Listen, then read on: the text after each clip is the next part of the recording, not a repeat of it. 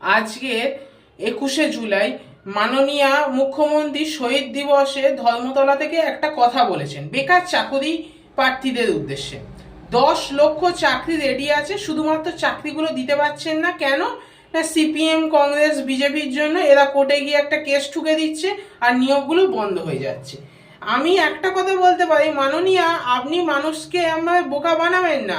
তার কারণ এখন সোশ্যাল মিডিয়া অ্যাক্টিভ এবং নিউজ রিপোর্টিং চ্যানেলগুলোও প্রচুর অ্যাক্টিভ। আপনাদের নবান্নে বিভিন্ন রকম মুখ্য সচিব এবং আপনার মধ্যে যে মিটিংগুলো হচ্ছে সেখানে বলা হচ্ছে যে 50% নিয়োগ দেবেন এবং সরকারি কোনো ভবন যেগুলো আছে নতুন কিছু যেন ভবন না হয়, শুধুমাত্র খুব বিপজ্জনক সেগুলো রিপেয়ারিংয়ের পারমিশন আপনি দিতে পারেন। এতটা কোষাগারের ওপর চাপ পড়ছে আর আপনি এরকম মিটিংয়ে গিয়ে বলছেন আপনারা 10 লক্ষ চাকরি দেবেন। বাবা, 50% তো দিচ্ছেন, 50%-এর মধ্যে আবার এই চাকরিগুলো কারা পাবে? তৃণমূলের ফ্যামিলি মেম্বাররা, যাদের কাছ থেকে আপনারা লক্ষ লক্ষ টাকা নিয়ে চাকরিগুলো দিতে পারবেন, বিক্রি করতে পারবেন। বোকা বানানোগুলো বন্ধ করুন।